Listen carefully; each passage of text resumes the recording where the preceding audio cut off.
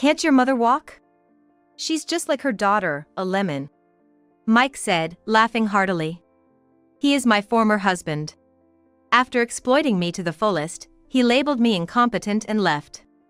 That was 9 years ago. And today, we met by chance. Mike hasn't changed at all.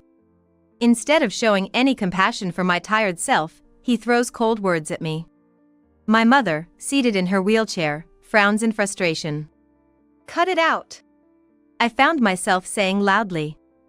I could tolerate his remarks about me, but I couldn't stand him speaking ill of my mother. Then, I felt a hand on my shoulder. It was my current husband, Julie. May I have a word? His calm voice was incredibly reassuring. What? Mike looked confused for a moment. But then, he started shaking all over. No surprise there. After all, Julie is. My name is Kelly Turner, 34 years old. I got married for the first time at 23, and was abandoned by my husband at 25. For a while, I was distrustful of people, but meeting my current husband has been healing. I have no children from either marriage. Our home is a new house we bought last year, and our goal as a couple is to own a dog in the future. In our spacious, well-prepared yard, I remember. Those times were hard. 9 years ago. I still recall living with my previous husband, Mike. I met Mike after graduating from college, at the company I joined. If you have any questions, just ask me. Yes. At first, he was kind. Mike was passionate about his work and took the time to carefully guide me, his junior. However, curiously, his reputation within the company wasn't great. You should be careful, whispered one of the senior employees to me. I was puzzled. Mike? Yeah. He's nice enough, but once you get on his bad side, he can be pretty troublesome. Huh. Honestly, I didn't really get it. My response was non-committal. By this time, I had already fallen for Mike. So, I didn't believe the bad things said about him. Oh, they're bad-mouthing me? When I finally brought it up, Mike shook his head as if to say, give me a break. Everyone's just jealous because they can't do their job like I can. They're making up baseless things. Don't worry about it. That makes sense. I felt relieved. It seemed impossible for Mike to be such a terrible person. With that thought, my feelings for him only grew stronger. I boldly confessed 6 months after joining the company. Mike looked surprised. Are you serious? Did I bother you? Not at all. He welcomed my feelings with a smile. I was so happy. It wouldn't be an exaggeration to say that was the peak of joy. The true nature of Mike was revealed on the day of our first date since we started seeing each other. He's running late. A significant amount of time had passed since I ordered coffee at the cafe. Mike frowned in displeasure, yet glanced at his watch. How many minutes does it take for just 1 cup of coffee? The place is packed, maybe that's why? I tried to reason, but Mike wasn't having any of it. I'm gonna check on it. Huh? It was the first time I saw Mike in such a bad mood. Ignoring my confusion, he headed towards the back of the shop. I could hear him yelling. This is ridiculous! Making customers wait! What kind of service is this? The cafe buzzed with whispers. Everyone turned to look at Mike. He was hurling terrible insults at the waitress, who kept apologizing. When he returned to our table, his mood hadn't improved one bit. Seriously, what a place! They don't treat their customers right. It's a lack of staff training, and the manager's too lazy. You don't have to go that far. I interjected, trying to smooth things over. However, Mike's anger turned towards me. What? You're siding with the incompetent staff, Kelly? That's not what I mean, but... I couldn't help thinking Mike was too full of himself just because he was a customer. Besides, thinking back, Mike always had a tendency to complain. It was always about his coworkers or bosses. He's slow, or I can't deal with unclear instructions. Basically, he had to demean others to highlight his own competence, treating everyone else as if they were beneath him. Even now, his bad habit was on full display, berating the cafe and its staff as if it were his mission. I mean, yeah. Mike leaned back in his chair, looking bothered. I take on the unpleasant roles for the sake of the store. Nobody likes to speak ill of others, right? But if you don't tell them, they won't know, and if they don't know, they can't grow, can they? Yeah, I guess you're right. I thought to myself that it sounded like a fair argument. But it was more about imposing his righteousness on others. I never knew Mike was this kind of person. I was quite shocked, to say the least. Yet, this was just the beginning. Overlooking Mike's bad habits, I continued to date him. Eventually, he proposed to me. Exactly 1 year after we started dating. Kelly, will you be with me? Yes. I was foolish to nod. Shortly after we got married, Mike's disdainful attitude towards others began to be directed at me. Kelly, there's still some dirt on this window. Sorry. Mike forced me to clean every nook and cranny of the house every day. He earned a decent salary, so we could afford to move into a detached house, though it was second-hand, and I became a full-time housewife. More accurately, Mike wouldn't allow me to work. It's lame to not be able to make ends meet unless your wife works. My salary isn't that low. Right, I guess. Mike was proud, but his salary was barely enough for the two of us to live on. We scrimped on groceries and utilities just to get by. Naturally, our meals often featured beans, which he complained about. Can't you expand your cooking repertoire? I mean, I want to eat meat. I can't build any strength on a diet of just beans. Even if you say that. I wish I could work, if only. But every time I mentioned wanting to work, Mike would get upset. Are you saying I don't make enough money? It's not that, it's just I feel lonely staying at home all the time, and I want to go out. No. Mike was adamant. Kelly, you're a housewife. You should learn more about managing money. Otherwise, I can't leave the house to you with peace of mind. Okay. I had no choice but to back down. Mike is stubborn. But if I kept nagging him, he would become sulky and difficult to deal with. By this time, I had realized that Mike had a childish personality. He never praised anyone. Even if I worked hard to increase my cooking repertoire, when a new dish appeared on the table, he would just nod and say, How about we go out somewhere on my next day off? After dinner, Mike suddenly suggested. I'd like a sandwich for lunch. One with lots of chicken in it. Are we taking a packed lunch? Of course. What, you don't want to make it? No. I'll do my best, I said with a smile. I could tell my smile was strained. As the weekend approached, I started preparing make-ahead dishes. Not just for the picnic but also because I likely wouldn't have time to cook dinner after we got back. So, I thought I'd prepare in advance and just have everything ready to heat up. I would make the sandwiches early in the morning. All right, done. I thought I did quite well, all things considered. I paid attention to the presentation, and I seasoned it to Mike's liking. Good morning. Good morning. Mike said leisurely as he came out of the bedroom, yawning. I told him. I made lunch. Huh. That's quite a bit. Mike said, peeking into the kitchen and then continuing with a smile. Perfect. I'm bringing a cousin along today. A cousin? This was news to me. I had thought it was going to be just the two of us, so I was surprised. A boy? A girl. She's my cousin, about your age. Oh, is that so?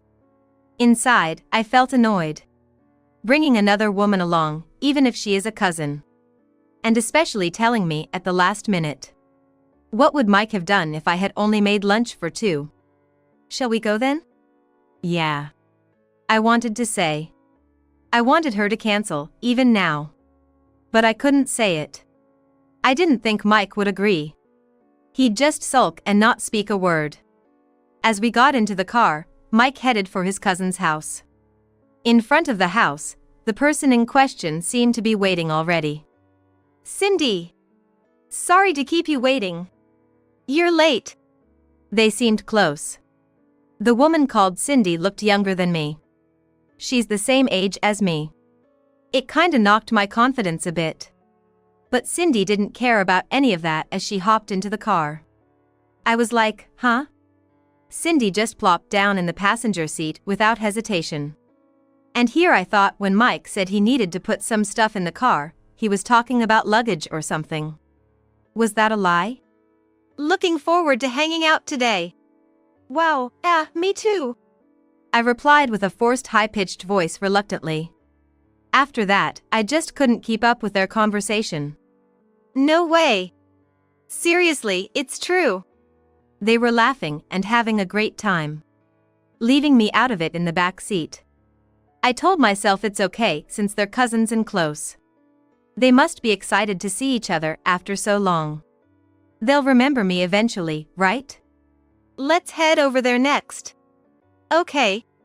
But they just kept wandering off on their own. I followed behind, carrying the picnic basket. Wait up. They kept moving further ahead. Panicking, I hurried to catch up. And then it happened. Oh! I tripped. Next thing I knew, I was falling forward, and the contents of the basket were scattered all around. Oh no! Our lunch! I felt like bursting into tears. Mike and Cindy came back when they noticed something was wrong. What the heck are you doing? That was the first thing out of his mouth, followed by an angry tone. Ruining foods, seriously? What are we supposed to do for lunch now? Sorry. Why am I the one apologizing? On top of that, they didn't seem worried about me at all. There's a diner over there. Then let's eat there. You clean this up. Okay. The moment I nodded, I finally started to cry.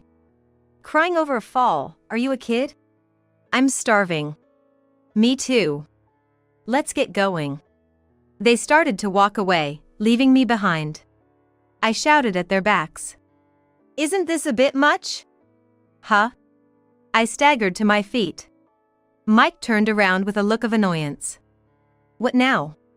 I've been carrying everything. And you don't even wait up for me. You're just slow. Cindy muttered under her breath. Mike was clearly on her side. If we waited for you all day, we'd never get anywhere. You could at least help carry things, or help clean up the spilled foods. Forget it. Mike said, clearly fed up. This isn't working out. Let's break up. What are you talking about? I couldn't understand what Mike was saying. But in that time, Mike had taken Cindy and was heading towards the parking lot. See ya, Kelly Turner. What? No, wait. Please wait, hey. My voice was almost a scream. Ignoring me, Mike started the car. Cindy was laughing loudly. Bye-bye. Wait. Despair weighed heavily on me. That day, I was left alone in the parking lot by the two of them. When I finally made it home, I found divorce papers prepared. Just file this. And this is my place, so you gotta leave. Okay. I thought it was over. Mike was serious. And I also felt that I couldn't be with Mike any longer.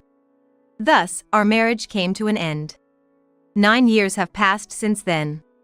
I hear through the grapevine that Mike has remarried Cindy. All I thought was, so cousins can get married. And no more feelings. As for me, after many twists and turns, I'm now remarried. Kelly Turner? It's nothing. I shook my head. My new husband, Julie, matched his pace with mine. Walking side by side, I looked up at Julie and smiled. Is your mom okay? Yes, thank you. My mother, in a wheelchair, nodded. My mother became paralyzed on one side of her body about 2 months ago. After a series of misfortunes, she barely survived, but her legs became immobile. Yet, even now, I can still go for a walk with my mother today. Feeling this way, my heart warms up. I'm glad my mom's still here. That thought had barely crossed my mind when... Kelly? I heard a familiar voice. Startled, I stopped in my tracks. Turning around, there was Mike, walking up. Mike looked surprised to see me. "What are you doing here?" That's my line. My voice trembled. I couldn't forget the last look he gave me. I still remember it. Is that your mom? Mike glanced at my mother. A sneer appeared in his eyes. Looking at me, he smirked and said, Your mom can't walk? "Like daughter, like mother, both defective." I involuntarily grimaced at those words. Cut it out. I'm used to being talked down to. But I can't stand to hear my mother spoken of that way. Julie's hand touched my shoulder as I glared at Mike. May I have a word? His voice was calm. It sounded incredibly reassuring. Huh? Mike turned his puzzled gaze towards Julie. Julie, without panic, met Mike's gaze squarely. Mike's gaze faltered. His whole body started shaking uncontrollably. This can't be happening. It's not a lie. Julie interposed herself between Mike and us, as if to protect my mother and me. It was me who drove your abandoned wife home in my car. It all started from there, Julie continued with a nostalgic look. It was Julie who had approached me, left stranded by Mike. And you think you're in the same league as the CEO? Mike yelled angrily. A CEO? You're kidding, right? The CEO would marry someone like her? Now, she's my wife. Julie's tone slightly hardened in response to Mike's words. I would appreciate it if you refrained from insulting my wife. This can't be. Mike looked incredulous. Julie was the CEO of the company where Mike worked. It was purely by chance that he met me, felt sympathy, and as he offered advice, our relationship developed into love. Mike, completely unaware of the situation, was sweating profusely. The sight was so comically unbearable that I almost let out a laugh, but I held it back, not wanting to embarrass Julie. With her arms crossed, Julie said, The only reason you weren't penalized at work is because of my wife's words. Kelly's. Mike looked at Julie with terrified eyes. A weak gaze he had never shown me. In front of Julie, who was overwhelmingly superior, Mike trembled like a newborn fawn. But I've reached my limit. I can't stay silent when my wife and mother-in-law are insulted right in front of me. You're fired. What? Mike's voice was filled with despair. Being fired would mean Mike couldn't even afford a decent living. His despair was understandable. Desperately grasping at straws, Mike clung to Julie, who had turned his back on him. Please reconsider, boss. I've always contributed to your company. Are you really going to dismiss a valuable employee over some woman's feelings? Valuable? You? Julie didn't even bother to turn around to face Mike, who was clinging to him. Instead, his tone was filled with disdain. Honestly, it must have been extremely bothersome for him. To Julie, someone who had belittled his most cherished wife. And her family was just unbearable. It would be tedious to even continue this conversation. Not once has your name reached my ears. In our company, you are truly an average person. Boss! Mike's voice echoed with pain. But nobody felt sympathy for him. It was all Mike's own doing. Not a single person was going to reach out to help him. I began to push my mother's wheelchair to leave the scene. Then, Mike raised his voice at me. It's you who filled the boss's head with nonsense. Hardly. I was taken aback. Julie had been considering firing Mike for a while. And I had been stopping him out of the remnants of our former marriage. Please wait. Mike was desperately pleading with Julie. You'll regret this. Without me, your company will. What about my company? Julie showed his emotions for the first time. It was anger. Excuse me, but my company and I are not so fragile as to be worried about by you. And that includes your disrespect towards my wife. Honestly, you manage to be offensive every time you speak. This can't be happening. Ignoring Mike standing in disbelief, Julie turned on her heel. He took my hand and said, Let's go. Talking to this guy is just a waste of time. Yeah. Thank you, Julie. My mom said and winked. For saying exactly what needed to be said. It's a weight off my shoulders. No problem, Julie said with a wry smile, indicating she had been emotional too. That night, Mike started calling me. The content was always the same. Can you talk to the boss for me? He'll listen if it's you saying it. No way, I said, amazed at Mike's thick-skinned approach. I have a rule not to meddle in company affairs. The boss is so petty, he said in a mocking tone, to which I just sighed. You were the one who forbade me from working. I said it wasn't necessary.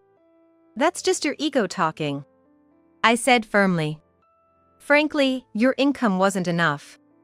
That's why I was always trying to save. You didn't help with that, only complained. Are you saying it's my fault? Mike snapped. I responded with a calm voice. Ask your wife if you're a good husband. You. Mike gritted his teeth in frustration. The next moment, the call was disconnected. He had unilaterally ended the call. I find myself thinking, well, that figures. Given how things seemed, it's likely that things aren't going well with Cindy. And yet, in front of me, he acted so friendly. While watching the call, Julie suggested, why don't you change your phone number? Getting hassled like that can't be pleasant. Yeah, maybe. I agree with Julie's suggestion. Indeed, the frequency of Mike's calls is excessive. Whether I deal with them or ignore them, they're interfering with my housework. Oh, let me wash the dishes. Don't be silly. You sit down. You must be tired, I say, and Julie shows a relieved smile. He's understanding about household chores and actively helps out. But after returning from work, he's understandably drained. He tries to keep a cheerful demeanor in front of me and my mom, but that's all the more reason I want to let him rest. I'll be in the study then. Okay.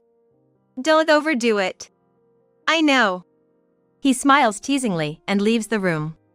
My mom looks happy, too. You've got a good husband this time. Yeah. My mom has aged considerably in the last 2 or 3 years. Her health has declined, and seeing that, I took her into our home. Lately, signs of dementia have started to appear. But I had no intention of putting her in a facility. Julie agreed and even made our home accessible. I can't thank him enough. Now that you've finally found happiness, I'm just in the way.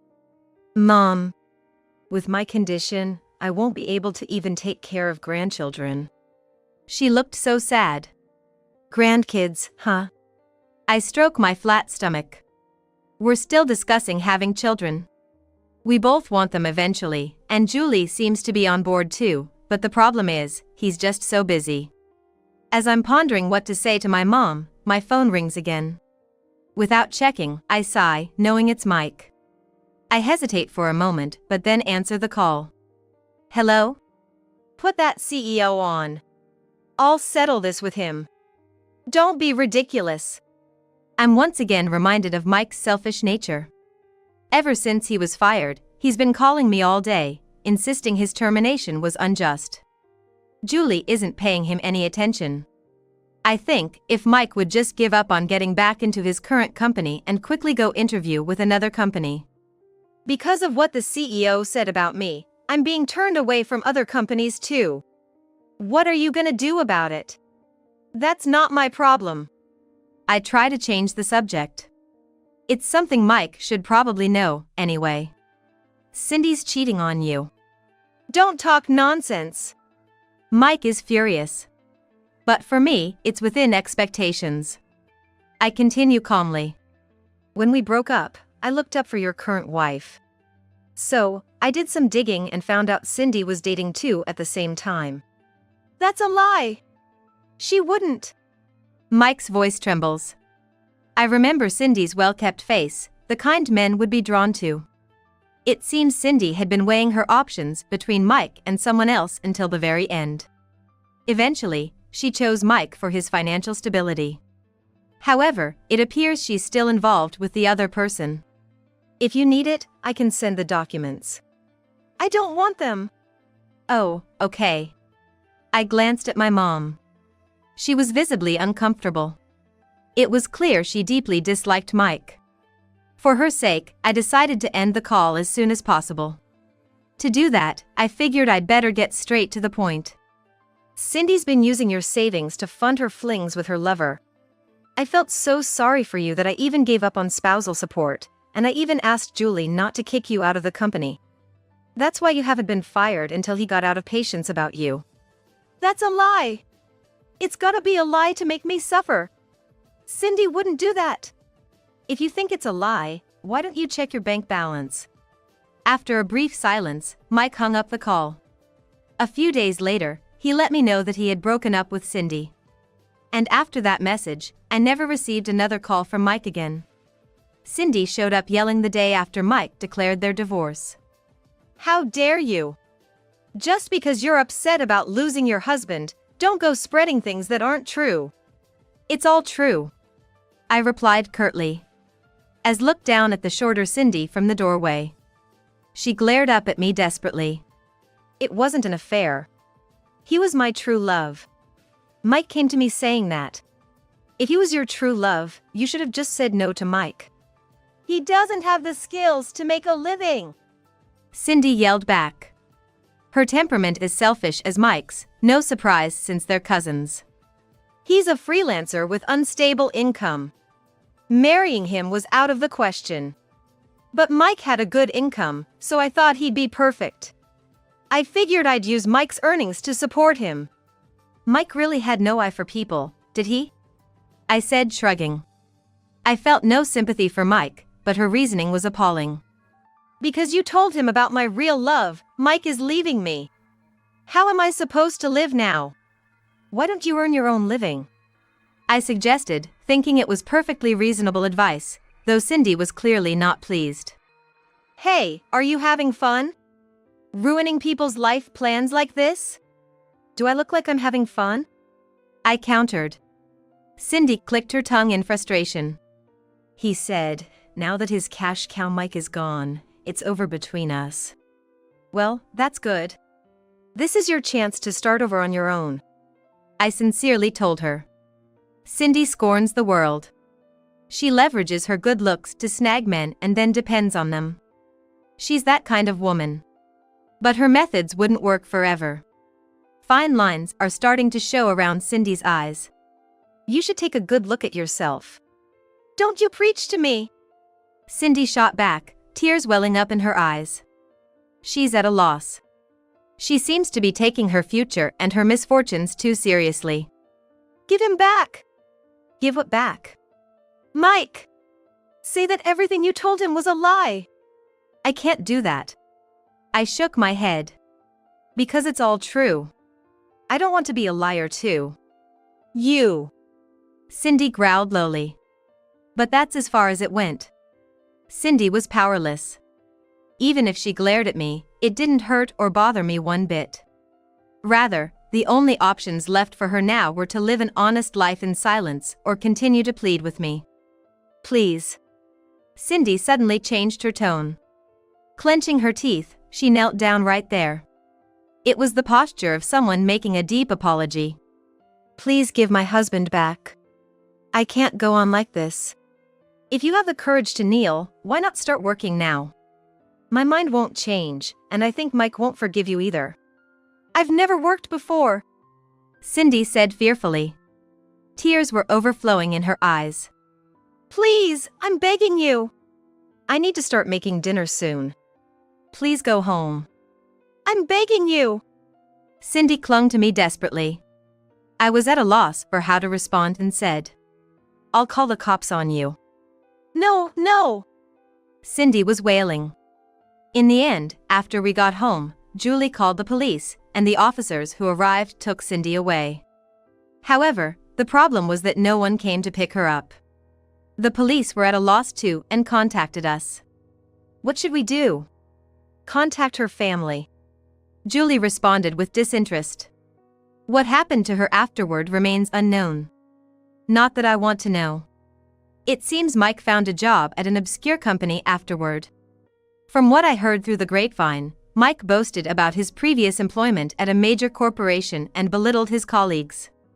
And, of course, he ended up being disliked and was eventually kicked out of that company. So much for being capable. I rested my chin on my hands on the table. Truly capable people don't brag about their capabilities. Watching Julie makes that clear.